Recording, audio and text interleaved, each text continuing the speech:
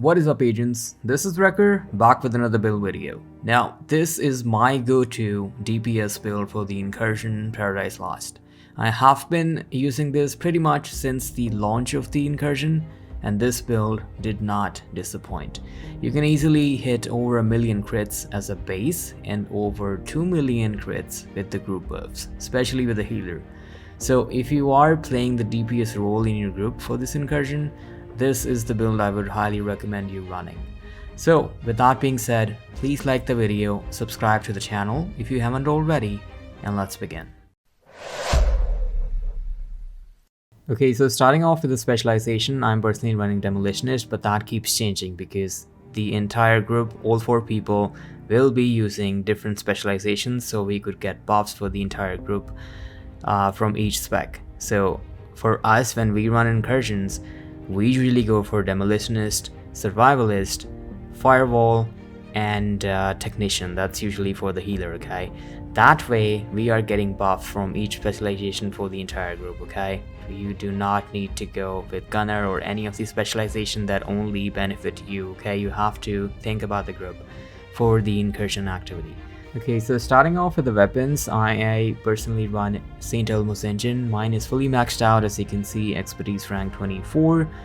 The main reason for that is that I like to have range during the incursion to take out NPCs, but that keeps changing when we are in the DPS phase for the boss. What I'm talking about is when we go for the boss encounters, namely the right and the lovebirds, I tend to use my Ouroboros, but that's very unique. Okay, not everyone has it yet, but I would highly recommend using the Ouroboros because that has the highest burst damage presently in the game, okay?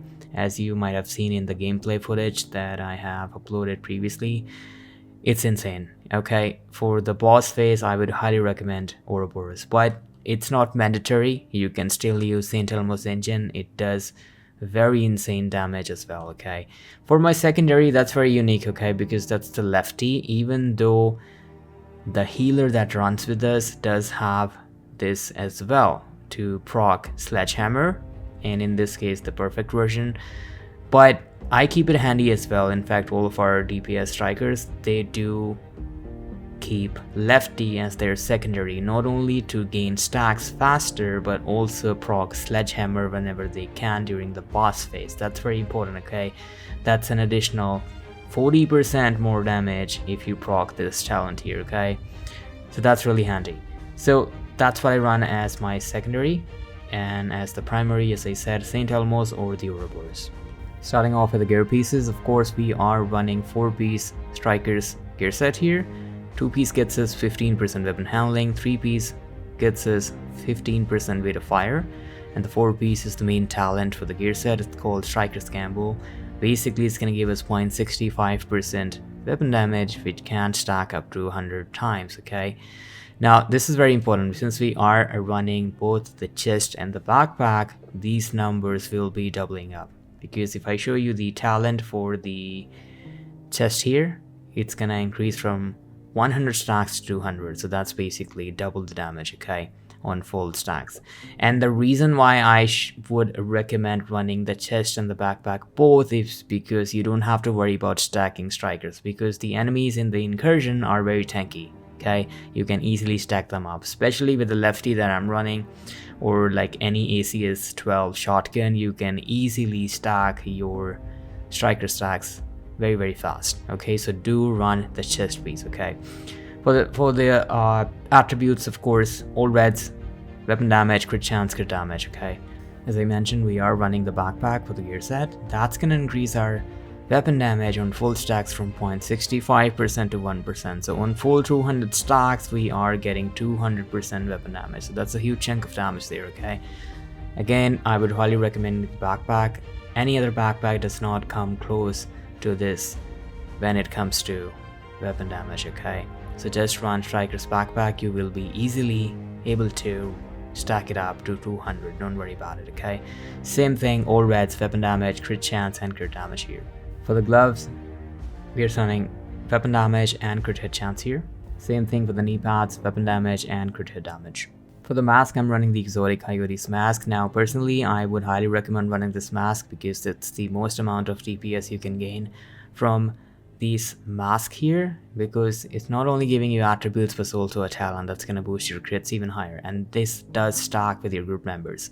All three of us DPS strikers in the Incursion do run Coyotes, so we could stack up as much crit damage as possible, okay?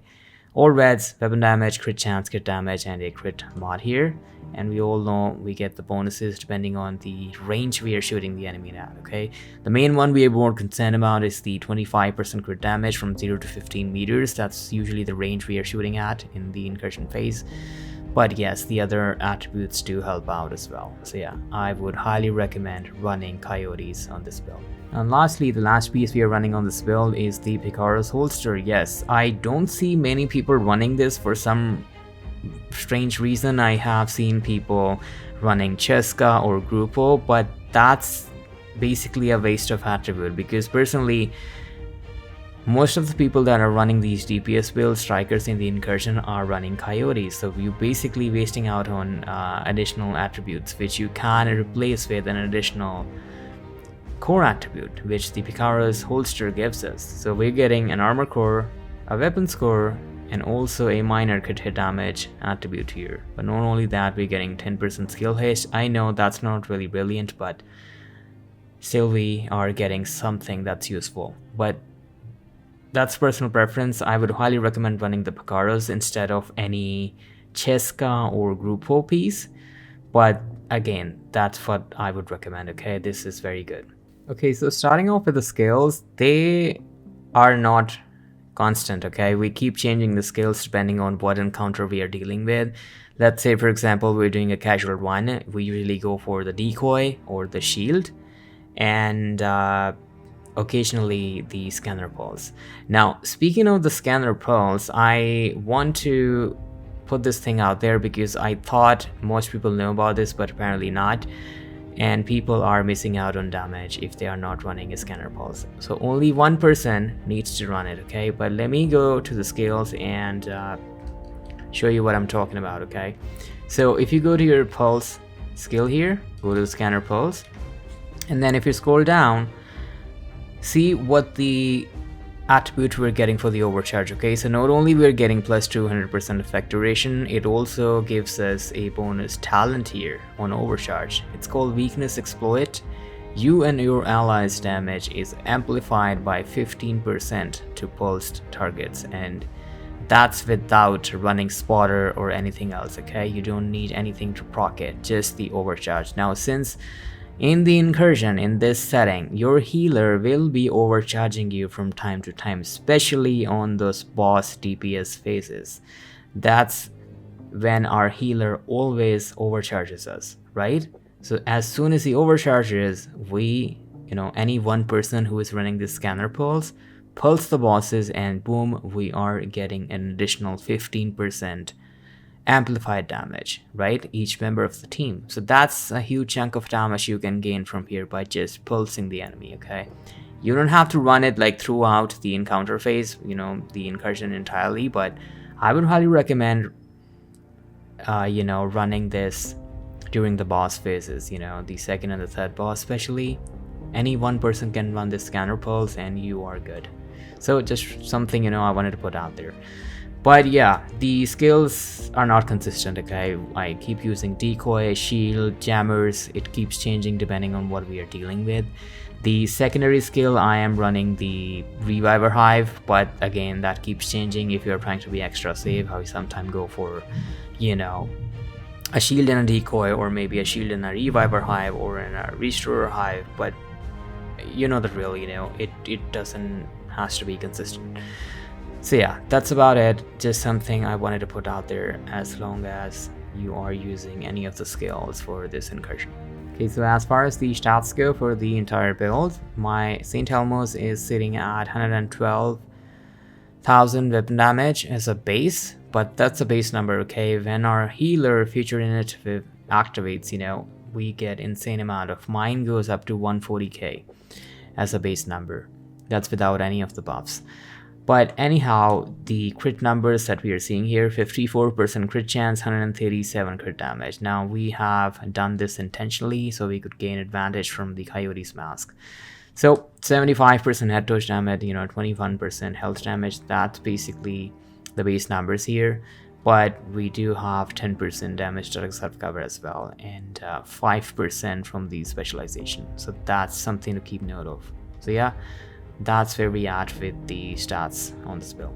Okay, so this is the full build, everyone. We are running the demolitionist spec here. Again, each member of the team uses a different specialization which gains buff for the entire group. Okay, the weapons that we are running, I'm running St. Elmo's. By the way, I use St. Elmo's for the first 2 encounters and I switched to my Ouroboros, so that's a really good weapon. If you have it, put it to use. The secondary, I keep the lefty because it comes with perfect sledgehammer to proc that 40% weapon damage. Okay, the sidearm doesn't really matter. I run my orbit to gain crit numbers. We are running 4-piece strikers gear set here, including the chest and the backpack. For the mask, we are running the Coyote's exotic mask. And lastly, for the holster, I am running the Pagara's holster here. Skills, as I mentioned earlier, doesn't really matter. We keep changing them depending on the encounter we are facing. Decoy, shield, reviver hive, jammers, whatever helps you out, you can run it. Okay, so yeah, if you have any questions, let me know in the comment section below. And yeah, if you happen to be new here, consider subscribing to the channel, like the video, and I'll catch you guys in the next one. See ya.